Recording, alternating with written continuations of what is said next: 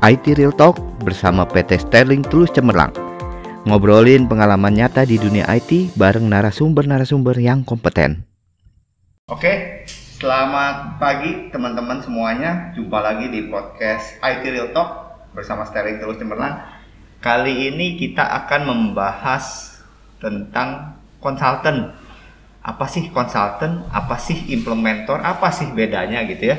Kali ini kita akan bahas ngobrol bareng dengan Pak Andi Joyo, ya Pak Andi Joyo, co-founder dari PT Sterling Tulus Cemerlang. Selamat pagi Pak Andi. Pagi Pak Riki. Iya.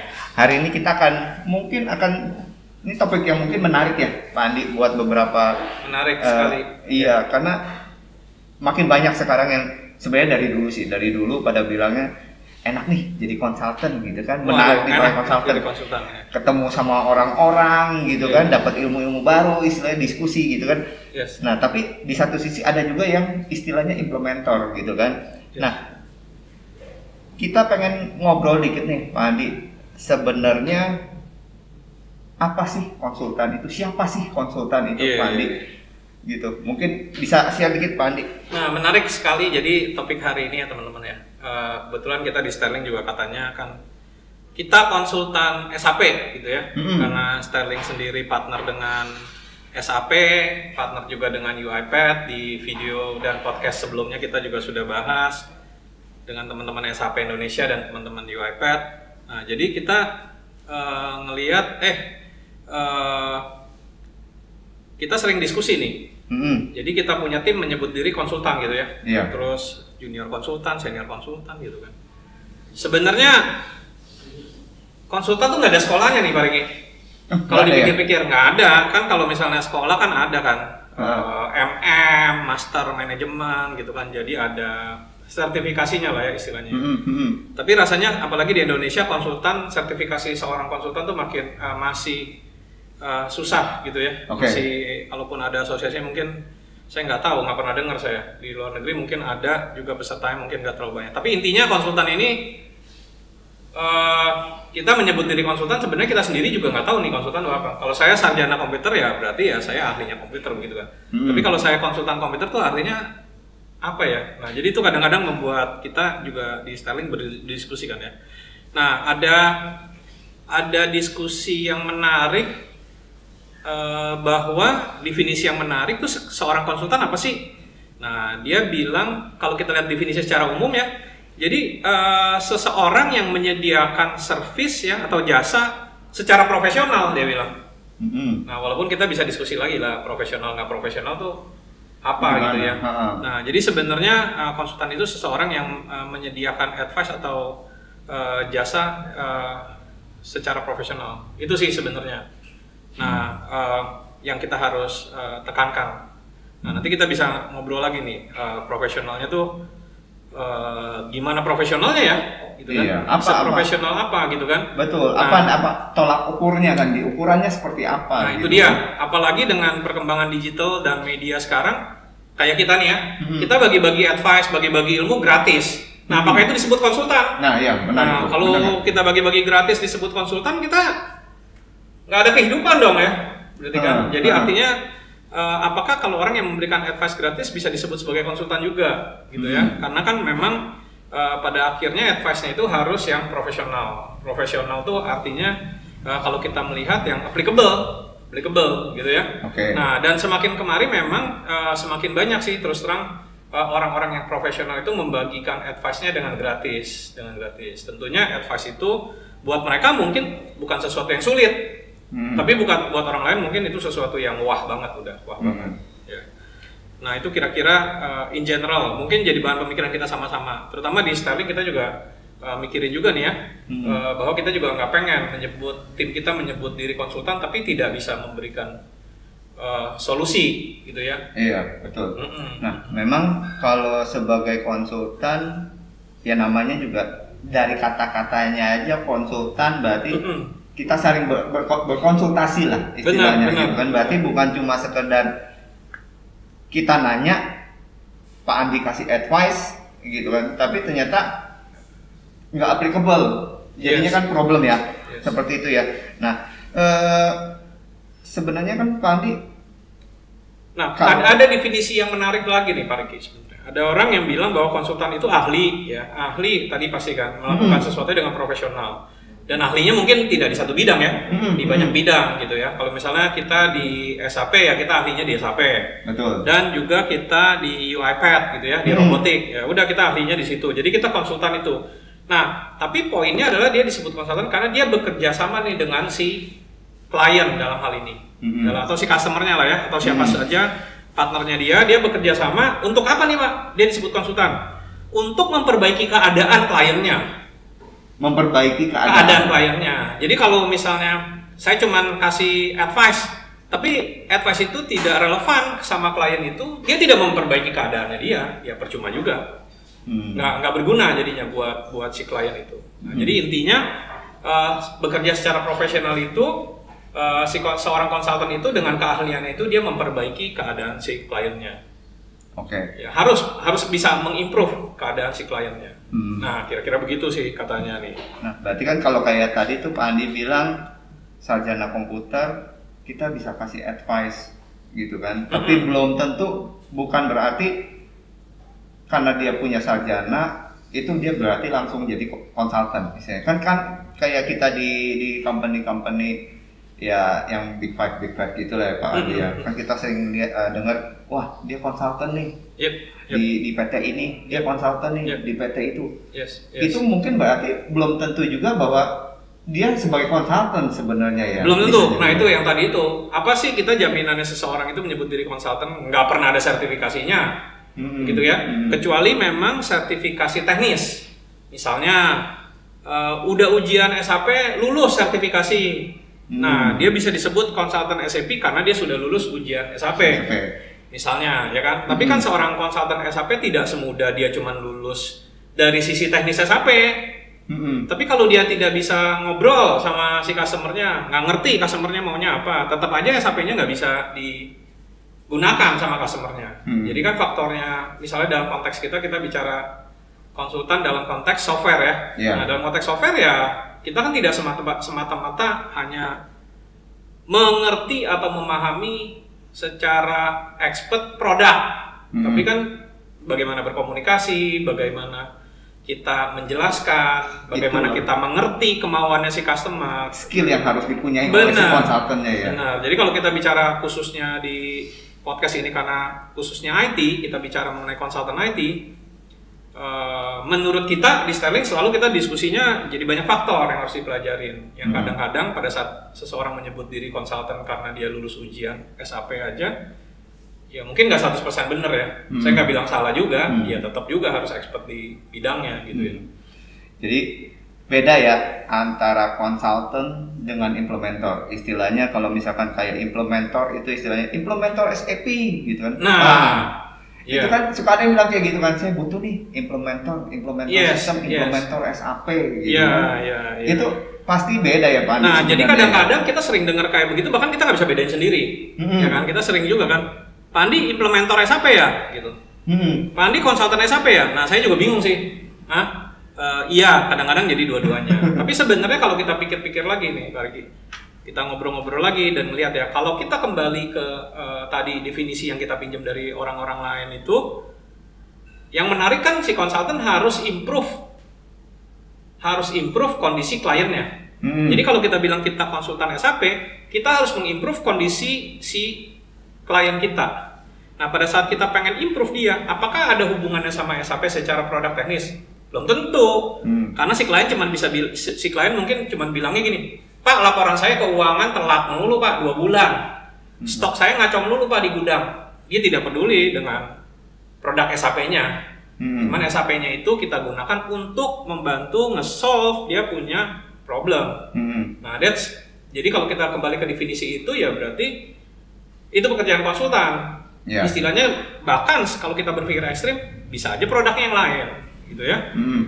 Nah, sedangkan kalau kita memikirkan implementer SAP, jadi dia just memasang SAP di kliennya. Bisa jadi dia nggak peduli juga. Tuh sebenarnya si klien problemnya apa?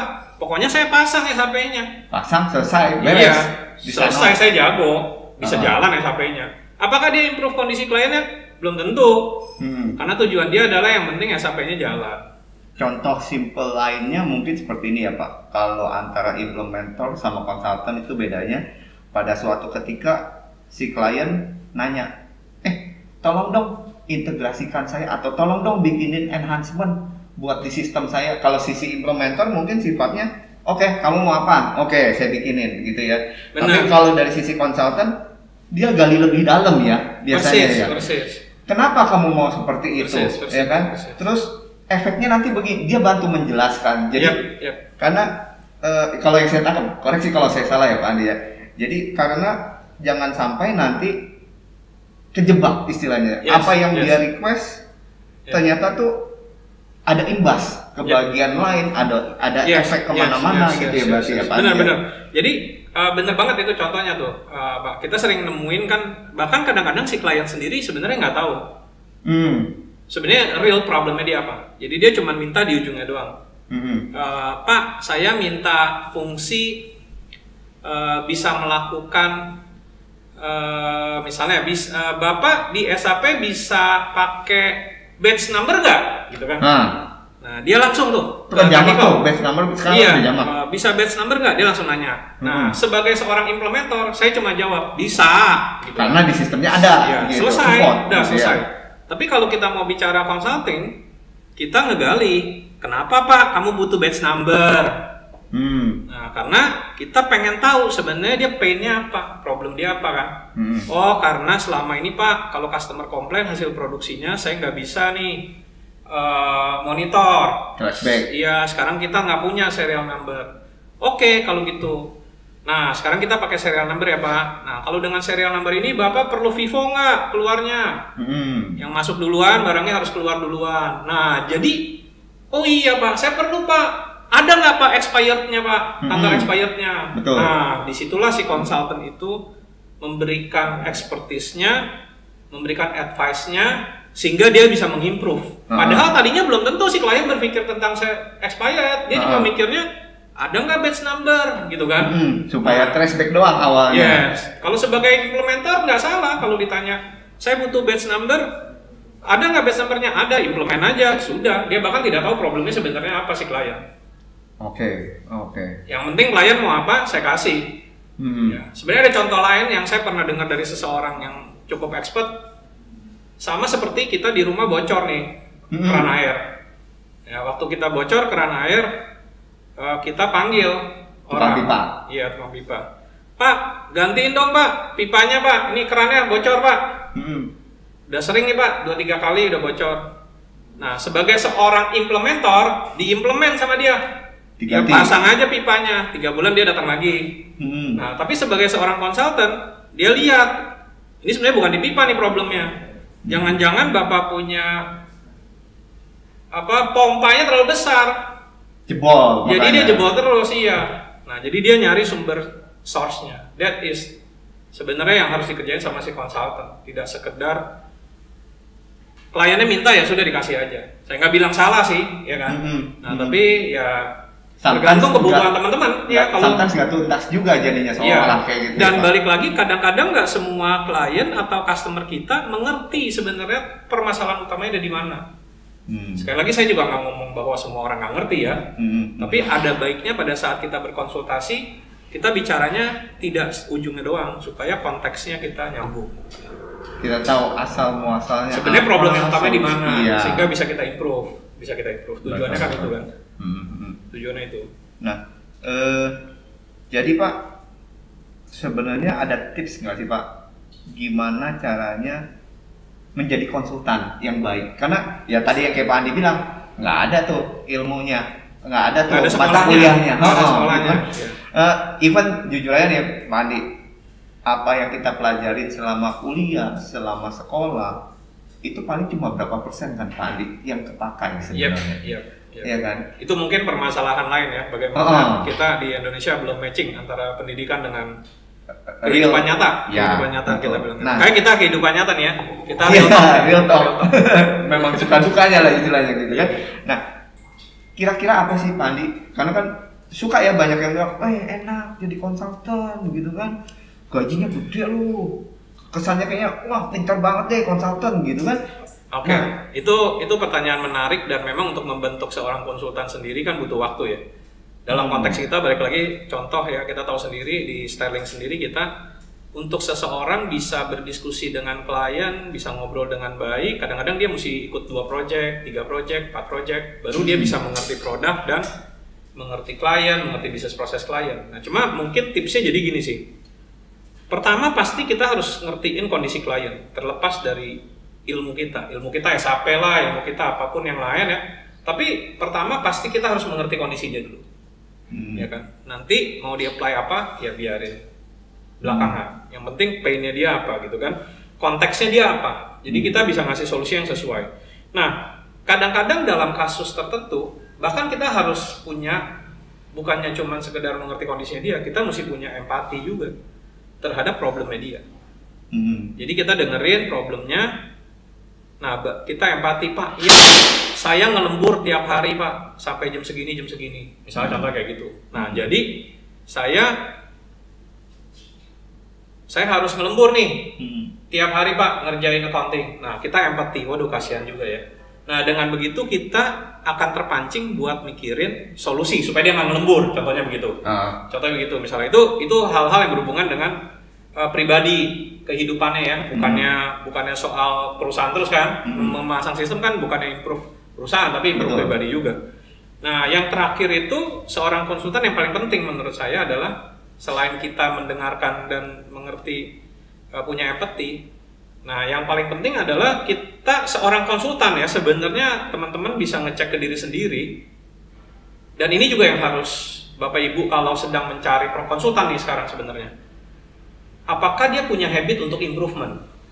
Maksudnya gimana Pak? Habit. Nah, jadi kalau kan tadi definisinya itu seorang konsultan itu di dalam mengaplikasikan keahliannya dia melakukan improvement terhadap kondisi si klien, kondisi perusahaan, kondisi pribadi gitu ya. Kalau yang sering lembur jadi nggak sering lembur, dan setelah menggunakan sistemnya, apakah dia mengimprove? Nah, bagaimana dia bisa mengimprove kondisi kliennya kalau diri dia sendiri nggak pernah improve? Jadi dia setahun lalu ya taunya ABC, tahun depan ya masih taunya ABC juga, ya kan? Diri dia sendiri tidak pernah improve. Bagaimana dia pengen mengimprove orang lain? Nah, itu menurut saya yang paling basic. Jadi kalau ada teman-teman yang sedang mencari konsultan, mesti cek hal itu. Atau yang mau menjadi konsultan, mesti cek juga ke diri sendiri. Saya 3 tahun lalu sama hari ini sama nggak? Kalau saya sama aja, kayaknya saya nggak cocok jadi konsultan. Ya kan? Karena setiap tahun kita harus improve. Kita juga di Sterling misalnya, kita berpartner dengan SAP yang khusus di business application ERP. Tapi tahun ini kita partner dengan UiPath. Kenapa UiPath? Itu teknologi baru, robotik, automation, ya kan? Nah, sehingga kita ngimprove. Dengan kita improve, otomatis klien kita improve. Betul. Karena kalau kitanya nggak improve ya klien kita ya gitu aja. Gitu aja. Klien kita yang udah 5 tahun ya gitu-gitu aja gitu kan. Nah, itu menurut saya paling penting sih untuk karakteristik seorang konsultan. Terlepas dari ilmunya apapun. Jadi sebenarnya kita nggak usah bilang bahwa dia konsultan SAP, dia canggih banget SAP. Tapi kalau 5 tahun kemudian kita bicara SAP dan masih taunya SAP doang aja, nah itu kan jadi nggak proper. Padahal sekarang mungkin sudah bagaimana mengintegrasikan SAP dengan mobile apps. Dia udah nggak ngerti. Wah, saya nggak ngerti karena bukan expertnya saya. Nah, kalau yang kayak gitu balik lagi, sorry to say, dia cuma implementer. Saya mengimplement SAP. Di luar SAP ya bodo amat dah, bukan urusan saya gitu kan. Dia mau willing untuk explore, untuk dapetin ilmu-ilmu baru ya. Pasti. Karena balik lagi buat dia juga supaya bisa ngerti. Kalau ngomong sama si kliennya ya. Jadi bagaimana kita pengen mengadvise orang kalau kita sendiri juga kita pengen mengimprove orang kalau kita sendiri nggak pernah improve akhirnya. Ya, jadi itu sih paling penting menurut saya. Dan mungkin tambahan dikit mungkin komunikasi ya, Pak Andi ya. Cara how to communicate dengan kalau komunikasi sih pasti ya. Kita hidup di manapun, di bidang apapun, di ilmu apapun, memang kita harus berkomunikasi. Tapi di konsultan ini menjadi sesuatu yang sangat penting karena kan kita mau mengadvise. Jadi cara kita menyampaikan, kadang-kadang kita mau meletakkan sesuatu juga kita sulit. Kalau kita mau meletakkan sesuatu, kita pikir nanti kalau kita salah komunikasi justru tersinggung. Wah, jangan-jangan mau diimplement ini mau keluarin saya nih. Ya kan, nanti kalau sistemnya diimplement saya jadi nggak dipakai lagi. Nah, jadi cara kita berkomunikasi, cara kita meng-approach, makanya tadi sisi empati itu penting banget. gitu kan. Sisi empati penting banget sebagai seorang konsultan ya. Apapun sebenarnya dalam konteks konsultan marketing, konsultan apapun saya rasa semuanya sama. Pokoknya intinya konsultan. Iya, cuma ilmu teknisnya aja sih, ilmu teknisnya aja yang berbeda-beda. Oke, Pak Andi, menarik banget topiknya hari ini. Ya. Semoga bisa memberikan sesuatu nih ke teman-teman semua perusahaan-perusahaan yang mendengarkan podcastnya ini ya Pak Andi ya. Karena memang istilahnya banyak banget di luaran sana yang bilangnya mereka itu sebagai konsultan, dan pasti di setiap perusahaan pada saat mereka sudah cukup mature lah bisnis prosesnya misalkan, tetap suatu ketika mereka pasti harus berdiskusi, harus berkonsultasi dengan yang orang-orang lain. Ya simpelnya sih antara owner dengan owner itu pun juga pasti kan harus berdiskusi juga sebenarnya ya. Terima kasih teman-teman semuanya untuk kebersamaan di dalam podcast ini dengan Pak Andi Joyo. Kita silakan follow podcastnya kita, yang ada kita taruh podcastnya itu di Google, di Spotify maupun di Apple gitu ya, dan juga di YouTube channelnya kita. Nantikan podcast kita, ngobrol-ngobrol kita dengan ahli-ahli yang lain di next episode-nya. Bye bye.